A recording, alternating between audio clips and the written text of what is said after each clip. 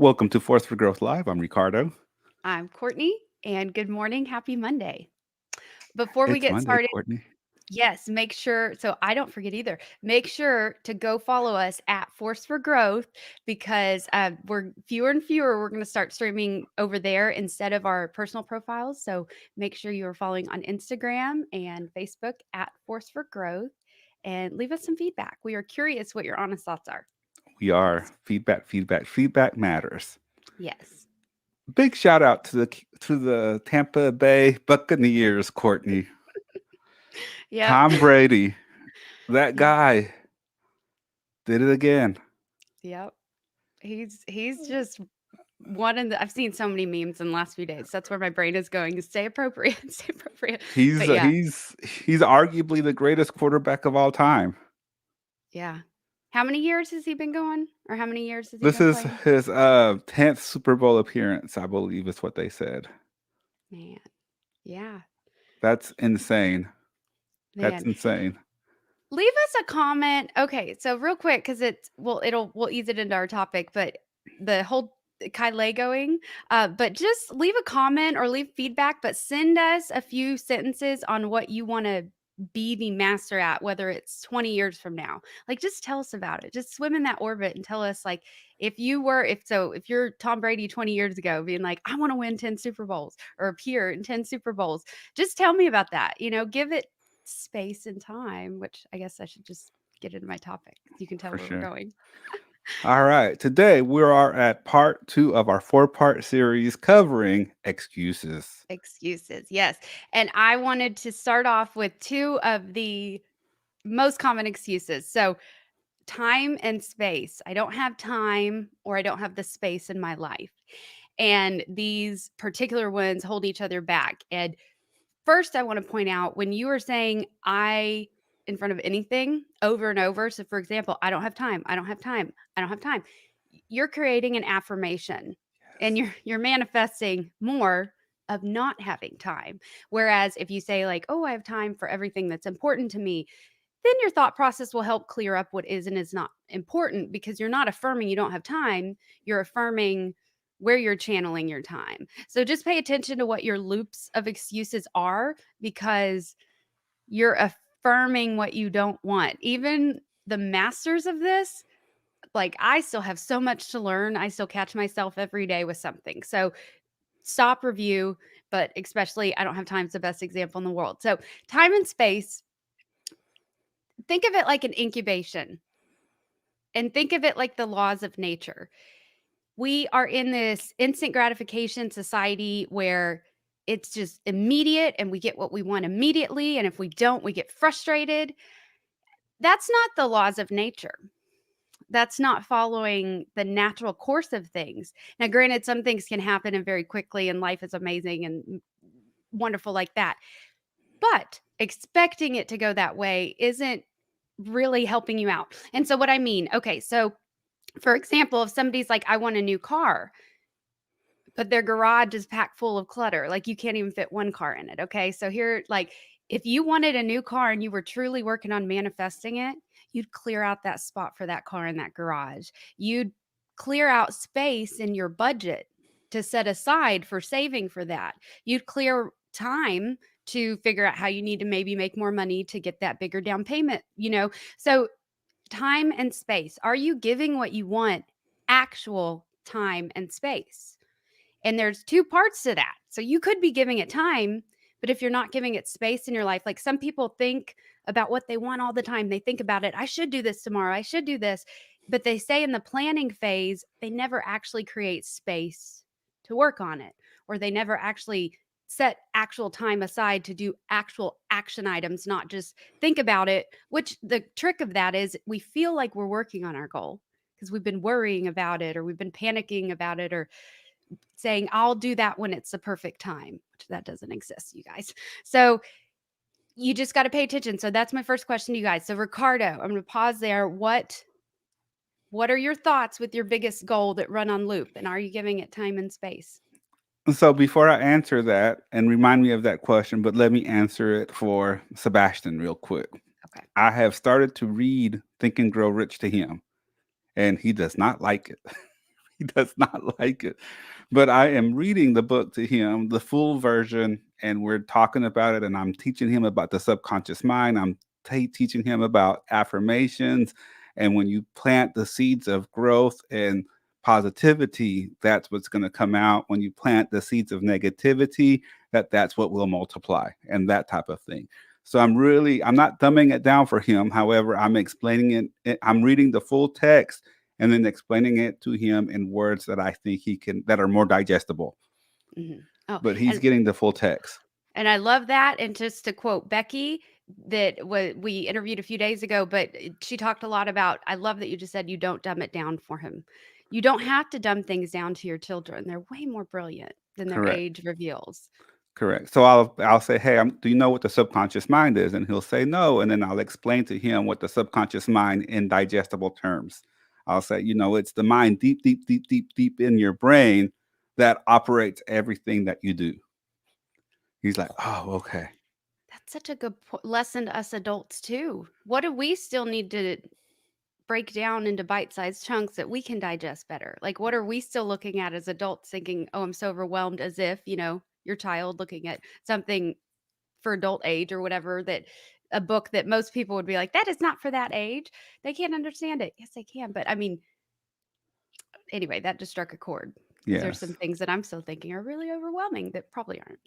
The magic is starting to show here when he says, "I can't," or "I'm not good at this," or "I'm not good at that." And I'll tell him and remind him, "Hey, is that a good affirmation or a bad affirmation?" He'll be like, "A bad affirmation." He's like, Mhm, and then I ask him, "What's going to happen if you continue using that bad affirmation?" "More bad." mhm. "What do we need to do differently?" "Do a good affirmation." So he's getting it. He's Yeah, understanding it. And I'm like, "So give me a good affirmation." And he'll be like, "I can do it." Okay. "I yeah. can do it. I can do it. I can do it." See, Okay. we know. We know a lot younger than we think we do. We're We just so do. conditioned to be angry and not grateful. So But it's that so important, that affirmation. It's so important. It's so important to understand that whatever you put in your mind, it continues to multiply. Now, Courtney, ask me the question again so I can answer your question appropriately. are you giving a goal in your life that's a big one you want to strive for? Are you giving it the proper time and space right now? No, I am not. I like I the am bluntness. not. I like the just it's okay to gauge yourself, you guys. You gotta get more comfortable with gauging where you are on things quickly. But let me tell you, I am not giving it the proper time and space based on my own personal standard. Will you tell me a little bit more about that? So for me, like, and I don't see this in myself, so this is Jessie telling me because I don't see it because I don't really gauge that, but she tells me that I have, like, this obscene standard for things that I do, for things that I produce, for things that I work on, and I don't see it because because I'm in it, maybe because I'm living it, I don't really know yet, I haven't quite dissected that, but she tells me, she's like, "Babe, you have, like, this unbelievable standard towards things, and people don't get it. People just don't get it." And I'm like, "Okay, I kinda get it, but then I still kinda don't." But that's okay.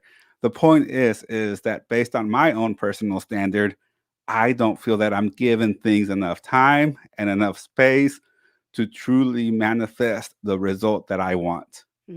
And whose expectations have more to do with you getting it done or not, yours or someone else's? And I say that with love, Jesse. Mine. Mhm. It'll always be yours. Yeah. So it's okay to listen, but if he feels it, I mean, this is just part of how he is. So I personally appreciate your high standards in projects you're working on. So uh, I've learned a lot through them.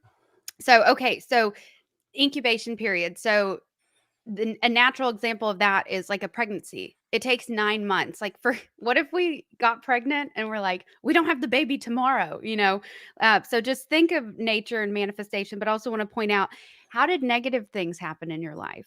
The things that you look back on and just, maybe you've grown gratitude for them because life happens for you, not to you, Tony Robbins, but you gave them time and space. That's how they came to fruition.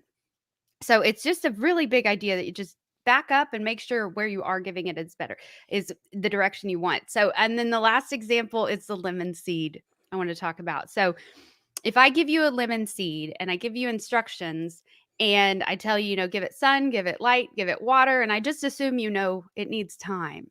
But you call me the next day and you're like, look, Courtney, I gave it water. I put it in healthy soil. I gave it sunlight and I don't have any lemons. This is a scam, You laugh, but that's what we do with our life. Okay. We try one thing once and we're like, I didn't get enough Facebook views. I'm not going to try that again.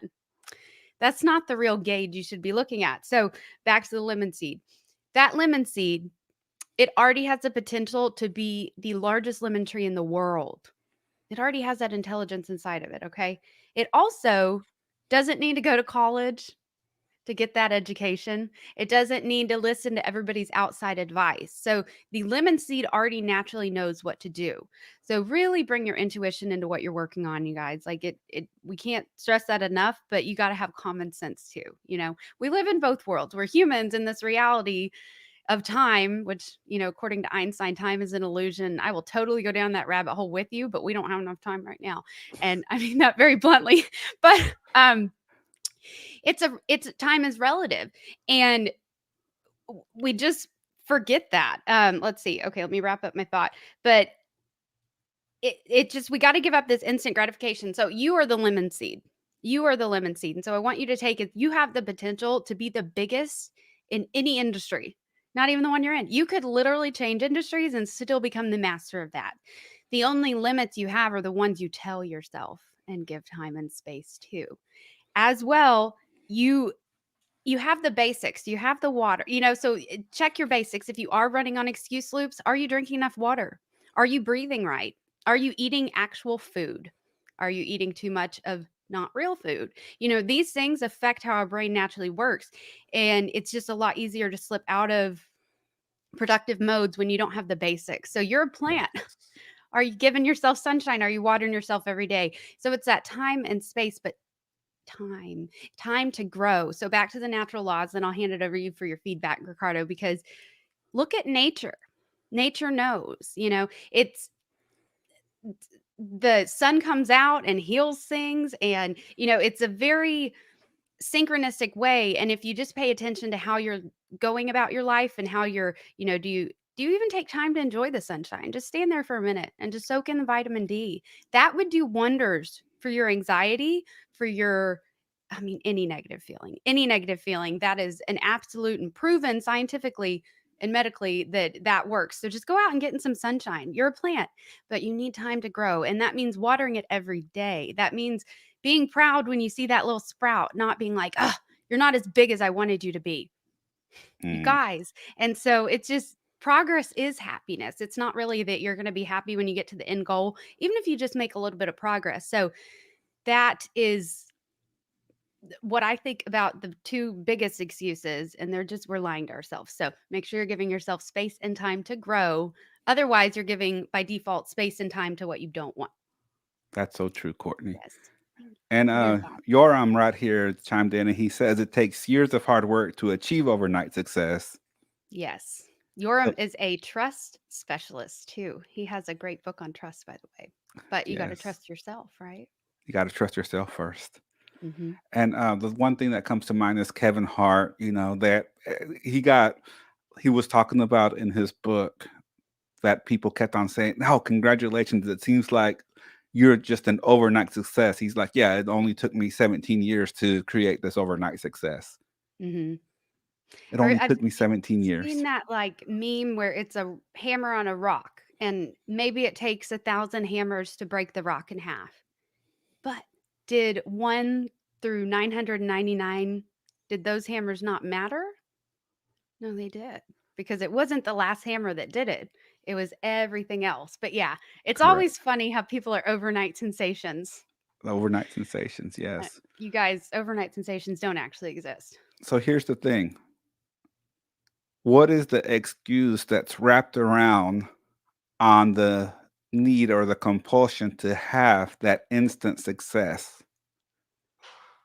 What is the excuse? Because what, you see someone else posting about it, or because you see the highlight reels on Facebook because someone appears to have the success, and your excuse is, oh, well, so-and-so is doing it, So that means that I can do it really quick too. I think we're finding certainty in the wrong areas, or we're trying to turn it into certainty when it's not. Meaning, you could have certainty that you have a great plan. You can have a certainty that you're following steps somebody guided you and it's worked for them. So you can have certainty in different ways. But I think it's a false certainty that they're hungry for about, like, well, it worked for Ricardo. I just have to do it once this one time and I'll have the same results. It don't work that way. I mean, Ricardo's history alone, we could talk about how different things you've learned over the years got you here and different expertise in all kinds of areas. It's not all coming together in the moment that it appears. It's a No. lot that happened before that. Yarman is bringing it this morning. He says it's not just time to grow, it's consistency on doing the work every day, even when you don't see the result yet. Even when you don't see the result yet. That's the key. How many people give up because the plant is not coming above the soil and they don't think anything is happening and they give up? They stop watering, they stop caring, they stop giving it sun because they don't see that immediate result. Say majority. Yeah. It's a lot of people. A lot of people. You get into this instant gratification. So let's say this goal doesn't work. So then you think that same method will work where you can quick try this new venue and that doesn't work. And then, I mean, what that adds up to is lack of self-confidence. What that adds up to is complete uncertainty. So switch where you have certainty. You can have certainty in just what Yorm just said. Just that you're going to do it every day. I'm certain I'm going to do this what's the rule on the podcast when we started it? We have one rule: consistent. That's it. Just keep going. Everything else we'll figure out on the way, right? And like Becky said, build the plane in the air. I love that. And by the way, what is the name of Becky's new podcast? The new podcast that will be coming out in a couple of weeks is Behavior Revolution. It'll be on iTunes, Spotify, Google Music, and I'm excited to be part of that and bringing her message to the masses. Yes, I'm excited about Becky that. Blake, great. I can't wait personally until that content, because she's amazing. And go watch the interview episode because you will learn at least 10 things that are wonderful and you didn't know. But the story that comes to mind, Courtney, right now is 3 Feet from Gold. On the Napoleon Hill classic Think and Grow Rich, he talks about 3 feet from gold. And I'll summarize it. There was this guy that was digging for oil, and he spent all this money, and he got people to invest and give him money because he was determined that he was going to hit oil. But he was digging and digging and digging, and he wasn't aware of fault lines where the earth shifts a little bit because of fault lines. So he went and sold all the equipment and the rights to the land to another guy who bought it for pennies on the dollar. But this other guy went out and tapped into his resources and called an expert to come and assess the situation. And the guy said, if you dig right here, you'll strike oil. And he dug right there, and one of the biggest oil gushes came out in the history of the United States. And it was 3 feet from where the other guy stopped. 3 feet. Yeah. Wow. I mean, you want to talk about time and space right there. And that's to bring that back to reality. We talked about it a little bit with Mark Cuban, was featured in a great article with Success Magazine on Friday. But if you are scared to give yourself a little bit of time to learn and you just quickly hire an expert, you're putting it in someone else's hands. That person could be totally honorable. They also might not be, and they might take money that you could have otherwise just spent 20 minutes learning something. And, and more so I'm talking about social media and like small businesses hiring social media experts that have the secret. Yeah. Have the secret. What about all these people that have the secret? What about all these people that are trying to sell you a secret? What if you have the secret? The secret to social marketing, social media marketing, the secret to getting 1,000 followers in 2 hours. Yeah. The secret. Oh. Guys. The secret is there's no secret. Yeah. There's no secret, guys. There's really no true secret. They're just trying to make you feel FOMO. Mm-hmm. They want you to chase after that secret. There are these in between, like, just jobs and things, and just so check your budget. Are you giving any money to someone you don't need to, and I think Correct. the stock market, which I admittedly don't know a lot about what's going on right now, but it's you hear a lot of rap about should you learn it yourself or should you hire someone to stay on top of the market for you? It's a Both. good question. I've seen people Both. rave because they had no idea what they were doing and made great money working with someone. And then I've talked to people who've lost, only 7,000 a month for a year before they realized it, and talked to their guy and their guy never called them to inform them they were losing the money. So you just got to take responsibility, give yourself time, give yourself space. Stop giving your time up to everyone else where you aren't willing to give it to yourself. Like maybe that's the problem. Maybe you are Yes. spending time everywhere. You're just not giving yourself that credit, that time, that quiet time, that hustle time. If you're in meditating all day long, I love where you're going with it, but it's not going to get your goal completed. Nope. You got to do the work. It's balance. Yeah. You got to do the work. Real quick, for those of you listening, let's go ahead and break out that journal, that notebook, that scrap of paper, that post-it note, whatever you have close by, and a pen or a pencil or whatever you choose to write on, or your phone or the notepad app. I'm naming way too many things. Pull that out. Ready. What goal do you have that you are not making space and time for in your life? What is that goal that you're not really making the space and the time for? Maybe you feel that it's not happening fast enough. Maybe, like Courtney said, beautiful analogy. You want a new car, but your garage is full of junk. What do you need to make the space for? And if there's something that's taken up that space, what needs to be eliminated in order to create that space for that new goal, to make that space for creation, to make that space for growth, to make that space for manifestation? Mhm. That's a great question because how can you put more on your plate if you don't take something off? Correct. You can only put so much on that plate. Yep. Otherwise, it's just not going to work. You got to take something off, put something on, but you have to make that space in order to bring something new into your life. I have another journal question that I want to write on. Is what's on your plate right now actually nourishing you? Ooh. I mean that metaphorically speaking, but I mean you can ask that at the dinner table. Is it nourishing you Mhm. or depleting you? Yeah, that's true. Bad food sucks nutrients out of your body. So, Yes. ooh, And then the $1,000,000 question to top all these other questions, all of them will be posted in the comments in the description of this episode. What are you going to do about it? What are you going to do about it? What are you going to do right now, today, in order to make space or time for that goal that hasn't quite came to mhm. fruition yet? And see, he What are you didn't going to ask, do about it? what are you gonna think about? What are you gonna contemplate doing? What are you gonna maybe just he asked, "What are you gonna do?" So What are stop you playing going to this do? game with yourself. Yeah. What are you going to do? Yeah. What are you going to do about it right now, today? What phone call can you make? Who can you email? Who can you hire? Maybe it's time for you to hire someone to come and clean your garage out for you. Mhm. Well, Ricardo, that's just too expensive. How do you know?